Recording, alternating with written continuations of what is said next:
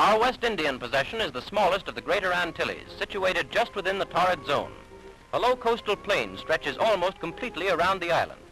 Luxurious foliage grows almost to the water's edge, while on every hand the feathery palm traces its delicate pattern against the tropical sky. Discovered by Columbus in 1493 on his second voyage, this shaft marks the spot where he landed in search of fresh water. It is now called Aguadia. Approaching San Juan, the capital, by sea, one passes the old fort, El Moro, built in the 16th century to protect the settlers against raids by the pirates and freeboaters infesting the Spanish Main at that time. The picturesque city is a combination of the old and the new.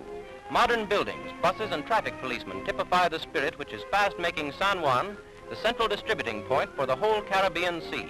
The islanders point to the magnificent new Capitol building, costing over $7 million as a symbol of the New Deal, which came to the island with the stars and stripes. The public school system is one of the outstanding blessings brought to the island with our flag. There are now more than 2,000 public schools scattered throughout the island, and in many the children are provided with their midday meal, as well as instruction in the 3 R's. Illiteracy has been reduced from 60 to 40%, and the whole system of public education is a credit to the authorities.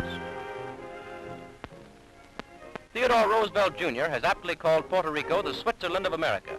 The interior is mountainous, the peaks in some cases rising to almost a mile above sea level. Over 1,200 miles of excellent public roads, sugar, tobacco, coffee, and fruits, the principal products of the exceptionally rich and fruitful soil, flow to the sea to be exported to all parts of the world. Sugar is Puerto Rico's most valuable crop. Its cultivation started in 1548, but it is only since the American occupation in 1898 that the industry has flourished.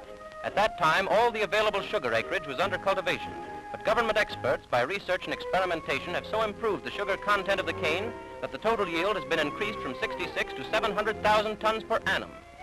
Coffee of the very first quality and commanding the highest prices in the world market is grown extensively. Citrus and other fruits are an important item of Puerto Rico's exports. Grapefruits and oranges are grown in the lower valleys. The fruit, due to the favorable climatic conditions, is of a superior quality. Much American capital is invested in citrus groves on the island. These 2 charming young ladies are the daughters of an American fruit grower. However, all of Puerto Rico's wealth is not derived from agriculture. The weaving of fine straw hats dates back to the days of the early Spanish settlers. In the shade of the coconut palms, fanned by the cool sea breezes, these natives still weave straw hats that find their way to every port of the world. Needlework has always played an important part in Puerto Rico's industrial life. Formerly, it was farmed out to individual workers to be done at home under questionable sanitary conditions. It remained for American initiative to organize this industry and galvanize it into life. In the lovely city of Mayaguez, nestling between the sea and the mountains, modern American manufacturing methods have been introduced in this industry. Here we see the modern needleworkers coming to punch the time clock in an up-to-date sanitary factory. Well-paid, well-dressed, self-respecting workers, operating under ideal labor conditions. This shows a modern plant at Mayaguez, where the finest silk, handmade lingerie is produced. We see bundles of the cut fabrics arriving from New York, all ready to be manufactured by hand into the finished garments. The first step in this process is to pull the threads for the drawn work, a delicate operation deftly performed by the expert native workers. Next, the design for the embroidery must be stenciled on the fabric before it passes into the hands of the needleworkers. By having the material cut in New York and shipped to Puerto Rico, where the actual needlework is done, a huge domestic industry has been built up, giving the ultimate consumers handmade silk lingerie, equal if not superior to the imported garment at a greatly reduced price, and favorably affecting our balance of trade. The embroidery and sewing of the garments is the next step in the process. The women in large, airy, sunlit rooms amid cheerful, healthy surroundings, a far cry from the old unsanitary conditions that used to prevail on the island, or the horrors of the sweatshop methods still in use in some of the larger cities on the main land. So successful has been the transplanting to our own soil of what used to be considered a French monopoly that the industry has grown to be the 3rd largest on the island. More than $7 million worth of needlework is now produced annually in Puerto Rico, and it has been a blessing to the women of the island, who, like all Latins, are industrious, and like all women everywhere, crave the luxuries that only the added income they earn permits them to enjoy.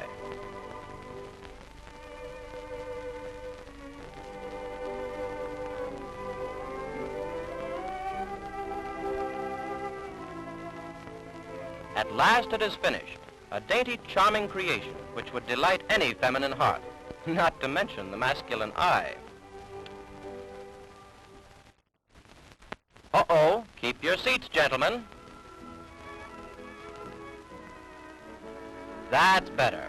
There they are in their proper setting. Of course, we could have said proper sitting, but we never say that sort of thing. That is, not often. Well, let it go. You have borne with us as we took you through the modern Yolande factory at Aguadia, where these enchanting, intimate, hand-worked garments are made.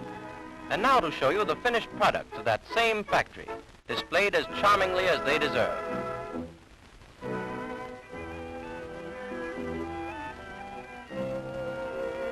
These exquisite aids to your feminine charm, which combine extreme practicability with subtle allure, are the result of American ingenuity and painstaking attention to detail in adapting the world's finest handwork to meet the exacting demands of its most fastidious clientele, the American woman.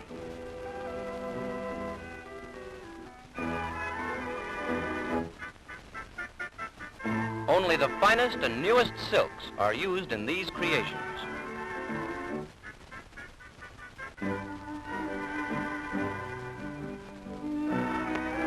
Incidentally, but most important to you, is the fact that because of their design and the care with which they are made, these garments conform gracefully to the body and are adaptable to all figures.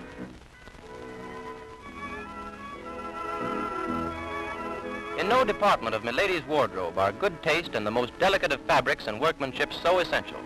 Also, there must be style and that feminine daintiness that adds so much to the personality of the wearer. The wise woman may slight, if she has to, other details of her apparel, but never her lingerie. Something of the romance and magic of the tropics seems somehow to have entered into the making of these dainty creations, in the cool caress of the spice-laden trade winds.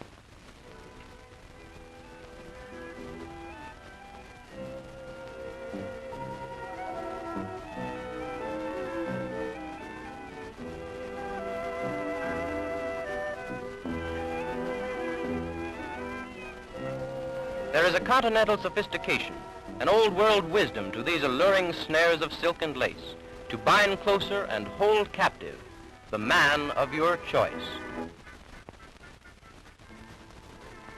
And now we are back in Aguadia. The day's work is over. The women, who made the delightful garment you have just seen, troop out into the clear, brilliant sunshine, pleasantly chatting as they wander to their homes in the city or further afield in the lovely countryside, where cool streams winding past fertile valleys in the shadow of towering cliffs and mountains, past picturesque towns which still speak of the days when Spain, a mighty empire, reached out to the New World and laid on it her indelible stamp of romance and grandeur, past city and valley to find their way at last into the blue waters of the loveliest of all seas, the Caribbean, a worthy setting for the island of enchantment, Puerto Rico.